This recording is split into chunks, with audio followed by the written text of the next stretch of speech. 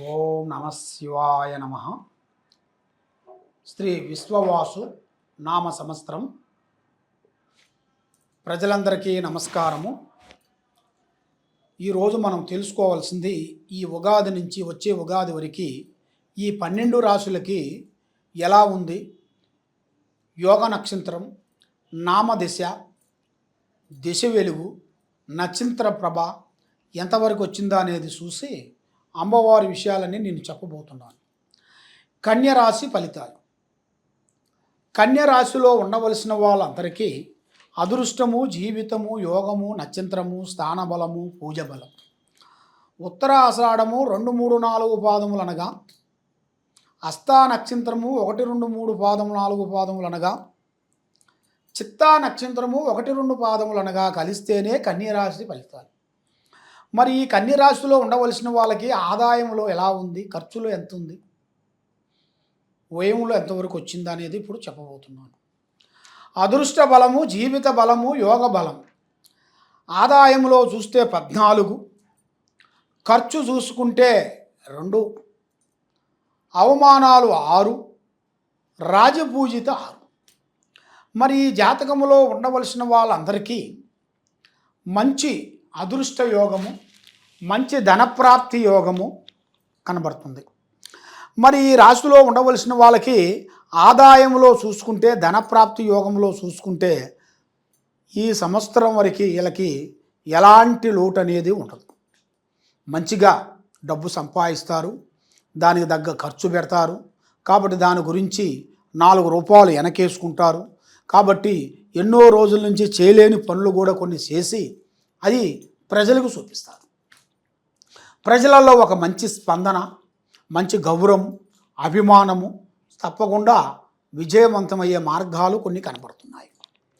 మరి ఈ కన్యరాశి వాళ్ళకి మెయిన్గా విద్యారంగంలో చూసుకుంటే మంచి చదువు, ఆలోచన, మరి చదువు గురించి కొన్ని వేరే స్టేట్లు వెళ్ళటం, మన ఆంధ్రప్రదేశ్, తెలంగాణ కాకోకుండా తమిళనాడు కానీ, కర్ణాటక కానీ, కేరళ కానీ, ఉత్తరప్రదేశ్ కానీ అలాంటి కొన్ని వేరే దేశాలకు వెళ్ళి, వేరే ఊర్లకి వెళ్ళి అక్కడ కొన్ని రోజులు కొన్ని పూర్తి చేసుకొని అనుకున్న పనులు కంప్లీట్ చేసుకొని వచ్చే యోగము ఇలా జాతకంలో కనబడుతుంది.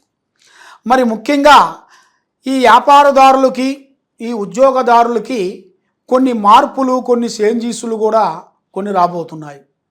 కాబట్టి గత సంవత్సరంలో ఉన్నదాని కాకోకుండా ఈ సంవత్సరంలో ఈ ఉగాది నుంచి వచ్చే ఉగాది లోపు కల్లా వీళ్ళకి అద్భుతమైన విజయాలను సాధిస్తారు. కాబట్టి ఒక అదృష్ట యోగం ఏమిటంటే వీళ్ళకి మెయిన్గా ఒక స్త్రీ నుంచి జాతకం అనేది మార్పు వచ్చేస్తుంది. అంటే ఒక స్త్రీ నుంచి దిశ తిరుగుతుంది, వాళ్ళు ఊహించని అదృష్టాన్ని పొందుతారు. మరి ఆ భగవంతుడు దయ వలన మరి కళ్యాణ యోగం అనేది వీళ్ళకి మంచి యోగం అనేది రాబోతుంది. అనుకున్న పెళ్ళి, అనుకున్న ప్రేమించిన స్త్రీతోని వీళ్ళకి తప్పకుండా కళ్యాణ యోగం అనేది అవుతుంది. మరి ప్రేమ అనేది చాలా పెద్ద గొప్పది.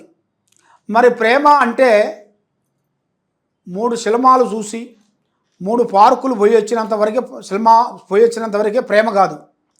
ప్రేమ అంటే ఏమో మనసులో ఉండాల్సింది ఆయన తెలుసుకోవాలి, ఆమె మనసులో ఉండాల్సింది ఈయన తెలుసుకునేదే ప్రేమ.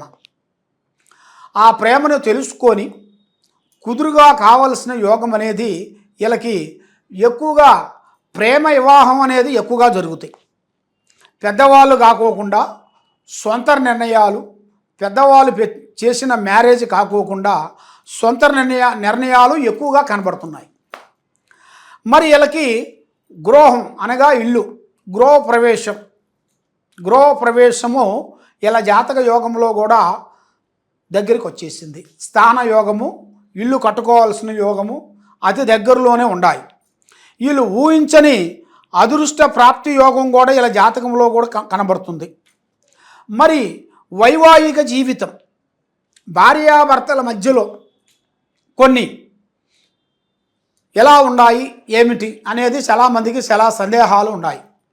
కాబట్టి వాళ్ళిద్దరి మధ్యలో కొన్ని సమస్యలు కొన్ని ఎదురయ్యే మార్గాలు కనబడుతున్నాయి.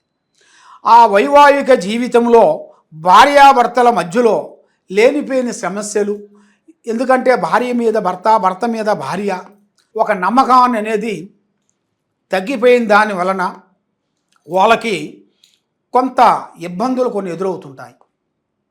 ఎందువల్ల అంటే నా భార్య ఇంతకుముందు మంచిగా ఉన్నది, ఇప్పుడు నా మాట వింటలేదు, నా అడుగుజాడలు నడవట్లేదు, నేను ఏం చెప్పినా వింటలేదు అని భర్త భార్య గురించి ఆలోచన చేయటం, మరి భార్య భర్త గురించి మా ఆయన మ్యారేజ్ చేసిన తర్వాత బాగానే ఉన్నాడు, ఇంతకుముందు ఏ కార్యక్రమం చేసినా ఏ పని చేసినా మంచిగా విన్నాడు, బాగుంది, మరి ఈ మధ్యలో ఎందుకు మారిపోతున్నాడు అని ఆమె కూడా ఆలోచనలో పడిపోతుంది.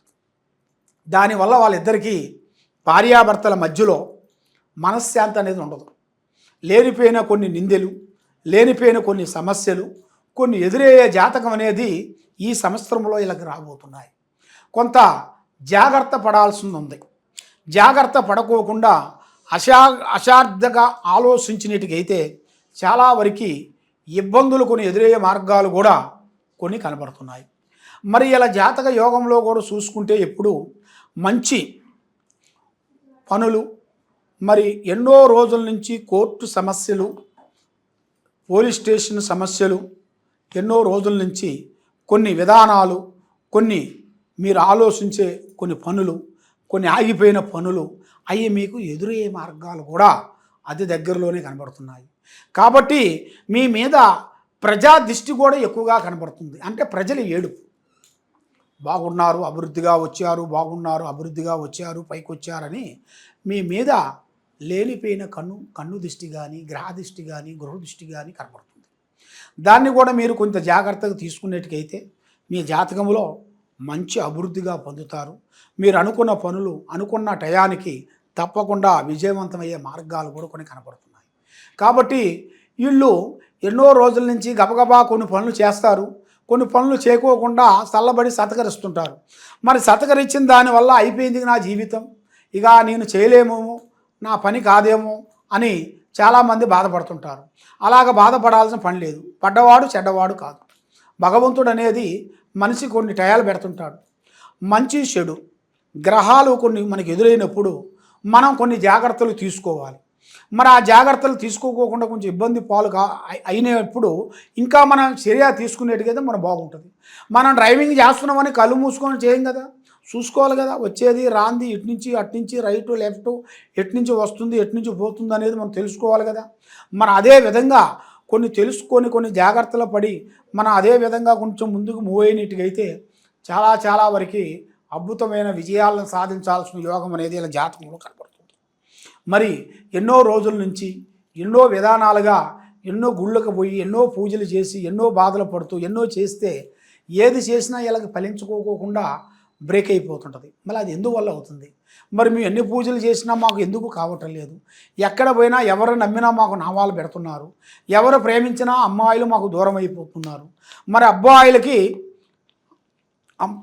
అమ్మాయిలకి అబ్బాయిలు ప్రేమించినా కూడా వాళ్ళు కూడా దూరం అయిపోతుంటారు. మరి ఎందువల్ల అవుతుంటుంది ఇట్లా? మరి దాని కారణం ఏమిటి? అది ఏమి దోషం అని చాలామందికి కొంచెం ఆలోచనలు ఉంటాయి. దాంట్లో నాగసర్ప దోషాలు కొన్ని కనపడుతుంటాయి. అంటే నాగదోషాలు. ఆ నాగదోషాల వలన వాళ్ళకి ప్రేమించుకుంటారు కానీ పెళ్లి చేసుకోరు. ప్రేమ వరకు వస్తుంది, పెళ్లి చేసుకునే కాడ ఇబ్బందులు అయిపోతుంటాయి. మరి ఇలాంటి కొన్ని సమస్యలతో సతమతం అయిన వాళ్ళందరికీ దానికంటూ ఒక మంచి మార్గం అనేది మనం తెలుసుకోవాలనుకుంటే ఒకసారి మమ్మల్ని సంప్రదించాలి. కాబట్టి అన్నిటికీ దైవ బలం చాలా గొప్పది. ఆ దైవ బలాన్ని మించింది ఏదీ లేదు. ప్రజలను నమ్మి మీరు మోసపోయేదాని కాకుండా భగవంతుణ్ణి నమ్మండి, భగవంతుణ్ణి పూజ చేయండి, భగవంతుని ఆరాధించండి, హోమాలు జపాలు చేసుకోండి. మీకు తప్పకుండా ఆ భగవంతుడు మీకు ఏదో ఒక దారి రూపంలో అనేది చూపిస్తాడు. కాబట్టి గుడ్డివాడికి ఎలా నడుస్తాడు? కళ్ళు కనపడకపోయినా ఆయన ఒక సైకుతో పోగలుగుతాడు. అదేవిధంగా భగవంతుడు మనకు కూడా ఏదో ఒక దారి చూపిస్తాడు. దారి లేని వాడికి భగవంతుడే దేవుడు. దారి చూపిస్తాడు.